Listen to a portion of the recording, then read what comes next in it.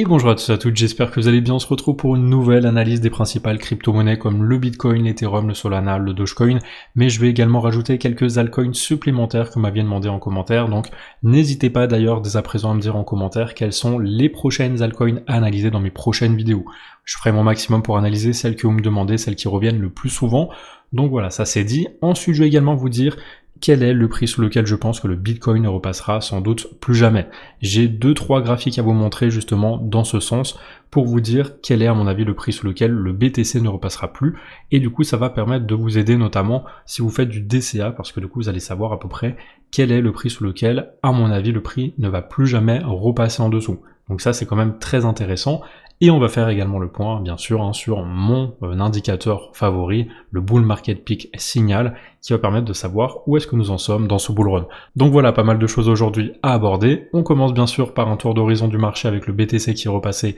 au-dessus des 95 000 $. Petite hausse de plus 0,18%, sachant que pour l'instant il est en train de stagner sur ce niveau, donc c'est pas plus mal. Ensuite on a l'Ethereum qui est en train d'essayer de regagner les 1800 $, le Solana qui est en baisse aujourd'hui en dessous des 150 $, et puis voilà des baisses de façon générale sur le marché aujourd'hui, le Dogecoin également, 0,17 $, il était à 0,18 il y a quelques jours, donc voilà, pour l'instant c'est plutôt mitigé sur le marché,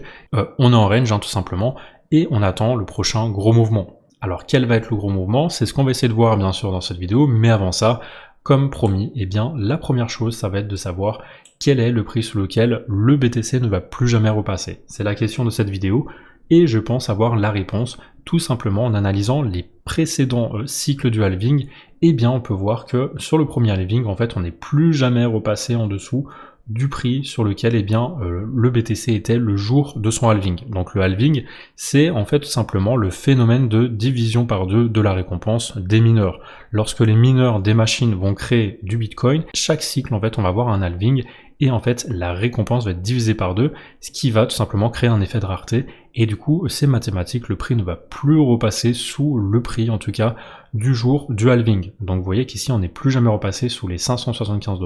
on n'est plus jamais repassé sous le prix des 12,60 $, on n'est plus jamais repassé sous le prix des 9025 $, et du coup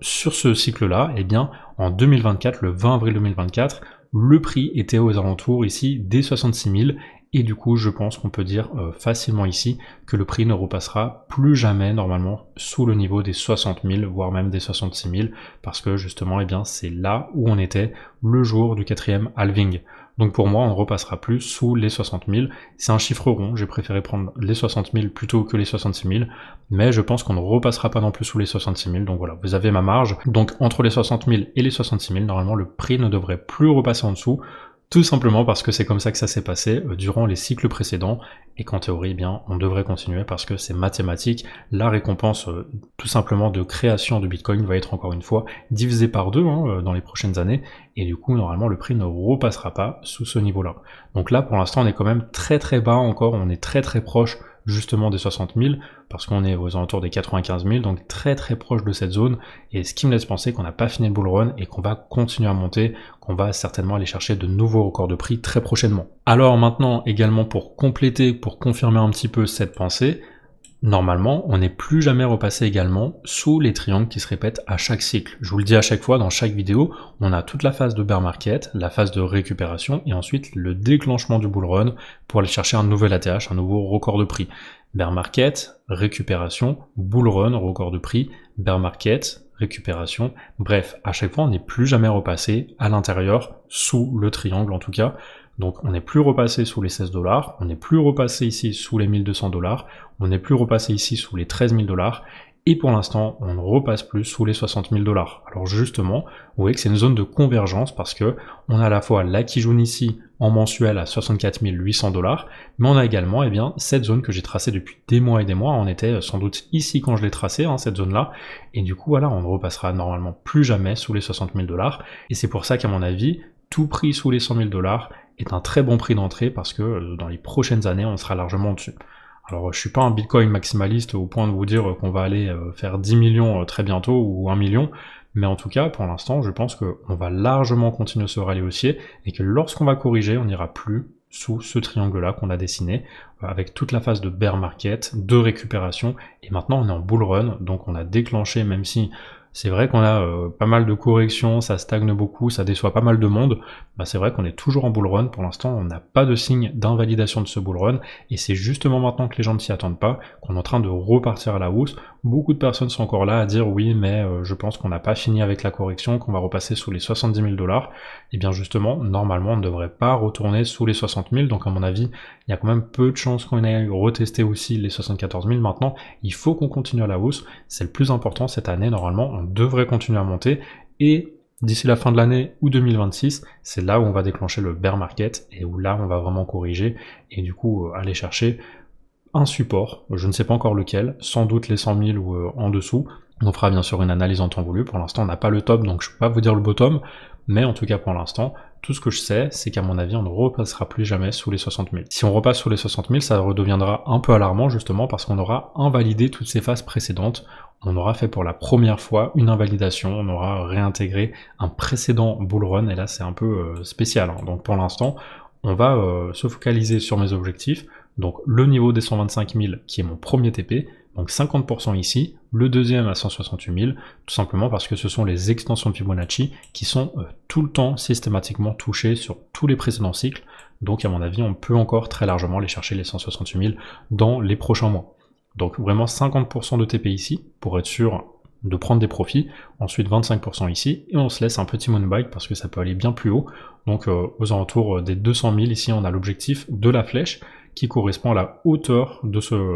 tout simplement de ce triangle reportant l'endroit de cassure, et c'est comme ça à chaque fois, on va minimum chercher les 1,618 et la flèche, donc vraiment tout le temps, donc pourquoi pas encore une fois, même si bien sûr, on sait très bien que la tendance est en train, petit à petit quand même, d'être de moins en moins volatile, et que du coup, petit à petit, on pourrait invalider un cycle, mais à mon avis, sur celui-là, on va quand même aller chercher minimum les 125 000 et les 168 000. Donc voilà pour mes objectifs de ce bull run, et pour le niveau, selon moi, qu'on n'ira pas retester à mon avis, parce que maintenant c'est bon, on est parti en bull run, et normalement on ne repasse plus jamais sous le niveau du précédent halving. Donc ça c'est ok. Maintenant regardons bien sûr mon indicateur du Bull Market Peak Indicators qui regroupe les 30 plus gros indicateurs qui ont été hyper précis sur le précédent bull run, notamment le P-Cycle Top Indicator qui lui nous avait donné avec précision vraiment le jour même le top du précédent bull run. Alors on voit que pour l'instant il nous dit que normalement eh bien ça serait aux alentours des 156 000 $. Donc là le top serait aux alentours des 156 000 $, et pour l'instant on est à 95 000.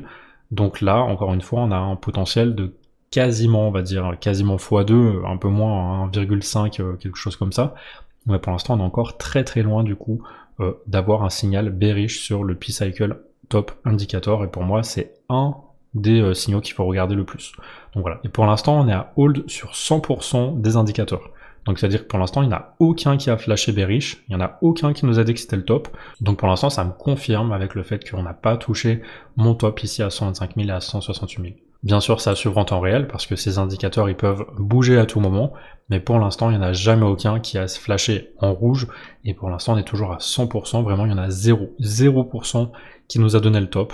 Actuellement, on n'est pas en top, on est en bull run, donc let's go, pour l'instant on attend encore une fois que le prix continue à grimper. Et du coup je vous le dis, hein, tant qu'on ne repasse pas sous la Kijun ici à 64 000 environ en mensuel, eh bien on est toujours en bull run, et c'est toujours le cas sur tous les cycles. Lorsqu'on est repassé sous la Kijun mensuelle, c'était le bear market. On est repassé sous la Kijun en mensuel, on l'a retesté mais on était déjà en bear market. On est repassé sous la Kijun en mensuel, bear market. On est repassé ici sous la Kijun mensuelle, pas ici parce qu'on a reconfirmé en clôture qu'on était au-dessus, mais lorsqu'on est passé ici sous la Kijun, on était en bear market. Donc voilà, on attend de voir si on repasse un jour sous la Kijun. À mon avis, elle sera par ici. Elle sera pas, elle va pas rester longtemps ici, elle va continuer à monter, et du coup à un moment donné, lorsqu'elle sera par là, si on la casse à la baisse, on sera en bear market, mais pas avant. Pour l'instant, on est toujours en bull run. Alors concernant maintenant le Bitcoin à plus court terme, ce que je vois toujours, eh bien c'est le prix qui a cassé ce grand biseau descendant par le haut. C'est un pattern qu'on casse tout le temps par le haut en général, et maintenant on a réintégré du coup ce range de consolidation de plusieurs mois. Donc là vraiment on a fait de novembre à février un long range, on ne savait pas vraiment où on allait, finalement on a corrigé et là on a une réintégration. Donc ça c'est bon signe, parce qu'en général lorsqu'on a une réintégration, c'est pour aller chercher la borne opposée. Mais avant ça, eh bien, je vois plutôt un prix qui est en train de buter sur la résistance des 95 000. Je l'avais d'ailleurs tracé un peu ici, je m'attendais un peu à une résistance. Mais du coup, comme on est en train un peu de résister, je pense qu'on pourrait probablement aller chercher une correction vers le bas du range à 90 500 $. Et ça tomberait bien parce que du coup, la zone des 90 500 $, ça correspondrait au gap CME qu'on a pour l'instant, parce qu'on l'a pas clôturé encore ce gap CME, donc il faudrait revenir tester la Tenkan ici vers les 90 400, ça permettrait de retester également ce bas de range, et lorsqu'on aura fait ça, soit on arrive à garder ça et du coup on repart à la hausse, chercher la borne opposée vers les 106 000 $ environ, ou soit on va chercher les 0,382 de Fibonacci, auquel cas on rebondira sur le nuage avant de mieux réintégrer. On peut très bien avoir une fausse réintégration, repartir à la baisse, pour mieux repartir. Là on a toute cette zone de support à mon avis, qu'on devrait tenir cette fois-ci si on revient tester entre les 90 000 et les 87 000. Donc pour moi c'est quand même une zone très importante à tenir. Je pense qu'on peut très bien aller chercher les 87 000, dans tous les cas ça restera une correction saine, même si on va chercher même les 82 000, ça sera toujours sain, parce que premièrement, eh bien, ça sera le retracement des 0,618 de Fibonacci. C'est une zone qu'on va de temps en temps chercher pour mieux repartir. Bien sûr, on peut rebondir avant. Je pense qu'on a plus de proba de rebondir sur les 0,382 ou sur le bas du range que sur les 0,618. Mais ça peut quand même arriver. Il faut pas négliger cette possibilité-là. Et auquel cas, il faudra continuer à faire du DCA. Il faudra continuer notamment à croire également aux altcoins parce qu'elles vont continuer à chuter. Si jamais on a cette correction, les altcoins elles vont corriger également, même un peu plus fort. Mais du coup, voilà, on aura toujours le nuage en support, on aura toujours ce triangle également en support. Donc ça sera pour l'instant que bullish parce que on restera au-dessus de tout ça et on aura juste une zone très très intéressante pour entrer sur le Bitcoin à nouveau. Donc pour l'instant, ceux qui attendent une correction, peut-être mettez des ordres d'achat sur ces zones ici, des 87 000, 84 000 et 82 000, ce sont les principales zones à observer sur les retracements de Fibo, mais là il faut surtout observer potentiellement un rebond sur les 90 000 pour mieux repartir, parce que je sais que beaucoup de monde s'attend également à une correction, et en général lorsqu'on s'attend à une correction, c'est là où on va juste aller combler le gap, ou peut-être partiellement, et après on va repartir, et en fin de compte ce gap il sera à combler peut-être à la fin du bull run, quand on repartira en bear market, et que là, voilà, on ira le recombler parce que par défaut, on va corriger, on repassera sur ces niveaux-là. Donc voilà, pour l'instant, c'est tout ce que j'ai à dire. Pour l'instant, ça reste haussier, et je vise toujours les 106 000 environ d'ici les prochaines semaines. Et avant de continuer cette analyse, petite parenthèse rapide pour vous parler du Search Programme qui est actuellement en cours chez DYDX. Alors le Search Programme, c'est tout simplement la plus grande compétition lancée à ce jour par une plateforme de trading décentralisée. Jusqu'à décembre 2025, il y a 2,2 millions de dollars en tokens DYDX qui seront distribués chaque mois aux traders les plus actifs. Donc le principe il est très simple, jusqu'en décembre 2025, plus vous êtes actif sur DYDX et plus vous allez accumuler des points. Donc bien sûr, le trading a une part importante dans les points générés, mais vous pouvez également en gagner via le staking et en utilisant l'interface au quotidien. Ensuite, à la fin de chaque mois, un classement officiel est publié et les récompenses seront distribuées automatiquement selon votre rang. Alors là, actuellement, le premier mois du Search Programme est sur le point de se terminer, donc le classement va être totalement remis à zéro pour la nouvelle saison, ce qui permet à tout le monde de retenter à nouveau sa chance, et c'est comme ça tous les mois. Donc là, c'est clairement le meilleur moment pour se lancer parce qu'on est à la fin du mois et donc tout le monde va repartir à zéro. Que ce soit ceux qui étaient tout en haut ou tout en bas du classement, repartent tous à zéro. Et ensuite, vous pouvez donc consulter à tout moment votre score en temps réel directement dans l'onglet DYDX sur la plateforme. Et si vous avez l'habitude de trader, c'est clairement donc que du bonus de participer à cette compétition, à mon avis. Donc en résumé, que vous tradez sur l'interface web ou sur l'application iOS, chaque trade que vous allez passer pendant ces prochains mois pourra vous rapporter des tokens DYDX à la fin du mois. Donc si vous voulez tenter votre chance, je vous mets bien sûr le lien en description et en commentaire épinglé. Et vous pouvez également retrouver mon tuto à tout moment. Je vous mets bien sûr le lien en description et en commentaire épinglé également. Allez, on passe maintenant à l'Ethereum. Donc je pense toujours qu'on est sur un rebond, qu'on a fait le point bas ici vers les 1400 et que maintenant on va repartir tester la Tenkan à la Kijun vers les 2800 $. Tout simplement parce que, on a rebondi sur cette train line ici, mais également zone de convergence, parce que c'était l'ancien top de l'ancien bull run et le point bas du bear market. Donc ça, c'est une zone de support très très importante. Donc on a également touché les 0,382 de Fibonacci. Donc pour moi, on va faire des points hauts de plus en plus haut et on va à un moment donné essayer de casser ce triangle de consolidation de plusieurs années. Pour moi, on n'est pas encore parti en bull run sur l'Ethereum, et lorsqu'on cassera ça à la hausse, ça sera le début du bull run. Donc pour l'instant, déjà, retester le 2800, et si on parvient à casser ça, faire peut-être un pullback sur le nuage pour mieux repartir, essayer de casser la zone des 3800 qui correspond au haut de ce triangle. Lorsqu'on va casser ce haut de triangle, on pourra déclencher la target vers les 14 800 $ environ, qui correspond à la hauteur de triangle reporté en endroit de cassure, donc cette flèche en violet,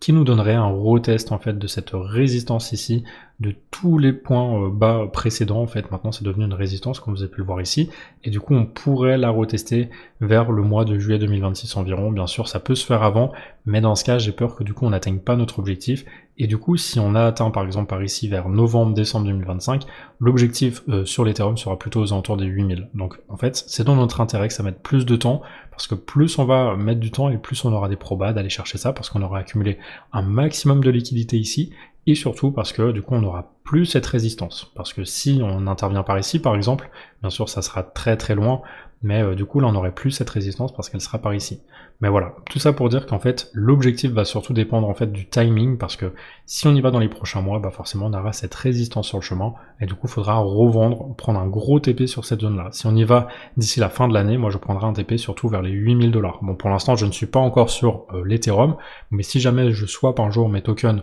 d'une autre crypto vers de l'Ethereum, bah là, voilà, je saurai qu'il faudra prendre un TP vers les 8000 $ si on y arrive sur ce niveau-là, vers novembre-décembre 2025. Maintenant, si ça prend plus de temps, on espère que ça arrive vers, du coup, comme je vous l'ai dit, vers juin, juillet, août 2026 pour pouvoir être libre de prendre un TP vers notre objectif ici, donc la flèche, hauteur au portail d'endroit de cassure vers les 14 800 $. Le Solana, bah, le rebond est toujours très très fort hein, sur les 0,382 de Fibonacci, il a réintégré son range ici, donc cette résistance ici est devenue support, et maintenant c'est encourageant parce que on peut penser qu'on va toujours aller chercher premièrement les 185 $, donc la résistance, vous voyez qu'ici on a été rejeté plein de fois, du coup il faut repasser au-dessus sans servir en support pour mieux repartir. Si on parvient à regagner ça en support, et bien c'est tout bénef, on repart vers un bull run aussi également sur le Solana. Pour l'instant c'est juste une correction à l'intérieur du bull run, hein. Pour l'instant on a juste à peine fait une hausse, on a ensuite rebondi sur les 0,382, et là en fait c'est un rebond technique. On va dire que maintenant, une fois qu'on a eu ça, on peut repartir vers un nouvel ATH. Donc moi je pense que d'ici les prochains mois, on peut très bien casser ce pattern par le haut, mais déjà faudra casser les 300 $ environ, donc 300, 330, pour déclencher une target, pourquoi pas, au-dessus des 600, 800 $. Je vous dirai ça en temps voulu. Pour l'instant, tout ce qu'il faut c'est déjà regagner la Kijun en support et casser ce range par le haut. En tout cas voilà, ça reste très largement haussier, et si on repasse même en dessous un jour des 100 $, faut vraiment racheter parce que c'est une zone pas chère du tout, c'est une zone où moi je fais du DCA parce que personnellement je sais qu'on n'ira pas très longtemps et qu'à chaque fois on va rebondir largement plus haut et qu'on va sûrement aller chercher un ATH. Toujours pareil également pour le Dogecoin hein, qui a cassé ce grand triangle ici de consolidation de plusieurs mois à la hausse, ça donne un objectif vers les 1 $, et du coup ça pour l'instant c'est mon premier objectif. Mais bien sûr, après on aura l'extension de Fibonacci à 2,27 et peut-être un petit moonbag pour les 3,94, même si je sais que ça c'est quand même niveau market cap quand même très très compliqué à aller atteindre. Donc voilà, pour l'instant on vise surtout les 1 $, et ensuite on peut se laisser un bag 25% à 2,27 et ensuite un petit moonbag 25% également sur les 3,94, enfin jusqu'à là en tout cas, entre les deux. Mais pour l'instant, mon premier objectif, c'est surtout la reprise ici de la Kijun et de la Tenkan vers les 0,28, tout simplement parce que c'est une résistance pour l'instant, c'est redevenu une résistance, il faut repasser au-dessus, et auquel cas on pourra recasser le nuage, et là ça sera direction un nouvel ATH, à mon avis, parce que on a eu un moins 70% ici hein, sur cette baisse, donc maintenant après cette correction, eh bien il est temps hein, de repartir à la hausse, et de nous faire un beau rallye haussier de x4, x5 environ par rapport à ici. Et comme je vous l'ai dit à chaque fois, on a eu des corrections par le passé de moins 84%, de moins 67%, et ensuite une hausse de plus 2000, plus 2700 par la suite. Donc là, pareil, hein, on a eu une correction ici d'environ moins 70%, moins 72%, et maintenant du coup une hausse de plus 400%, c'est rien du tout. Donc à mon avis, les 1 $, ça peut très bien être atteint dans les prochains mois, d'ici la fin de l'année potentiellement, à voir en fonction du timing. Mais voilà, pour l'instant, vous avez mes objectifs ici sur ce graphique. Le V-Chain, lui, il évolue à l'intérieur de ce grand pattern d'élargissement ascendant, et on peut espérer qu'il casse à la hausse ce pattern, tout simplement parce que, tout d'abord, il a rebondi sur cette zone de convergence, on a eu plein de rebonds, c'est vraiment un support très important, et surtout il est en train de casser ce triangle de consolidation également en daily, donc ça je pense qu'on peut aller chercher minimum du coup le niveau des 0,04, et si on casse cette Kijun à la hausse, qu'on la regagne en support, on pourra casser ce pattern par le haut, et à mon avis c'est ce qui nous attend. Donc l'objectif en fait de ce pattern c'est déjà la cassure à la hausse vers les 0,09, et lorsqu'on aura du coup obtenu en fait ce niveau là, et bien tout simplement on aura probablement casser ce pattern par le haut, et du coup ça va déclencher une autre target, les 0,36. Donc là bien sûr, ça paraît beaucoup parce que du coup par rapport à ici, eh bien c'est un x12 environ, même x13, donc c'est sûr que ça fait beaucoup. mais c'est ce que je vise potentiellement sur les prochains mois. Donc à voir ce que ça donne, à voir s'il y a autant de force, mais en tout cas vous voyez qu'ici la hausse elle était quand même très très forte, donc ça peut arriver très très vite, et en fait ça serait 2 fois ça quasiment, donc pourquoi pas. Voilà, on va voir avec le temps. J'ai acheté un peu de V-Chain, comme ça au moins, je suis tranquille, si jamais ça part, eh bien ça partira avec moi. Et je pense pas qu'on aille beaucoup plus bas, parce qu'on a construit ça depuis des années, donc à mon avis, maintenant, eh bien, place à la hausse, place au bull run, dans les prochains mois, les prochaines années, on verra ça. Le Cardano, donc j'avais tracé ça il y a un moment, et pour l'instant on voit qu'il n'a toujours pas réintégré ce triangle, donc pour l'instant ça reste très bullish avec des points bas de plus en plus haut et des points hauts de plus en plus haut également. Donc là on peut faire la même chose en fait, au final on peut tracer entre ces points, donc c'est ce que je vais essayer de faire, donc de cette façon, et ça nous donne donc un pattern d'élargissement ascendant aussi à l'intérieur de ça, et on voit qu'on peut facilement en fait aller casser ça par le haut dans les prochains mois, si jamais ça a lieu, et bien on pourra viser potentiellement ici un objectif transitoire vers le niveau des 5 $. Donc là voilà, on peut avoir 2 objectifs. Bon, déjà on va dire il faut reprendre la Tenkan à la Kijun à la hausse vers les 0,84. Si ça c'est fait, on peut aller casser ça par le haut. Et une fois que ça sera fait, on pourra donc viser le premier objectif ici à 5,60 environ, allez on va dire 5,70, et une fois qu'on aura atteint ça, potentiellement, et bien ensuite un deuxième bag à 10 $ environ, donc hauteur de ce triangle reportant nombre de cassures. Pour l'instant ça marche très bien sur d'autres cryptos, donc pourquoi pas également le Cardano. C'est ce qu'on verra, en tout cas pour l'instant, on est plutôt dans une dynamique haussière qui est en train de se réinstaller, et toujours au-dessus de ce triangle, donc pour moi c'est plutôt rassurant et plutôt haussier. Le SUI, j'avais tracé ce pattern ici, donc cette continuation haussière qui a été cassée à la hausse, et pour l'instant il y a eu un pullback parfait en fait tout simplement sur le haut du triangle, et donc l'objectif des 1,618 également en fait de la hauteur reportant l'endroit de cassure vers les 8,71 est toujours d'actualité. Donc pour moi on peut toujours aller chercher ça. Ça nous fait un fois 2,4 environ si jamais on va chercher ça dans les prochains mois. Et on voit qu'on est en train d'essayer de regagner la Kijun en hebdomadaire, donc ça c'est aussi très bon signe. Il faut absolument on repasse au-dessus, si c'est le cas, eh bien on repart vers un nouvel ATH à mon avis. Donc pour l'instant on est toujours en tendance haussière avec des points bas de plus en plus haut et des points hauts de plus en plus haut également. Donc ça c'est tout bullish. Et enfin on termine par le XRP donc qui avait cassé ce grand triangle de consolidation de plusieurs années par le haut, et on voit que pour l'instant mon objectif est toujours ici à 5 $, il est toujours valide. Le prix est toujours au-dessus de la Kijun également en weekly, donc ça c'est plutôt bullish, et il essaye de regagner la Tenkan. Donc là pour l'instant on est aussi à 1 x 2 environ par rapport à mon objectif.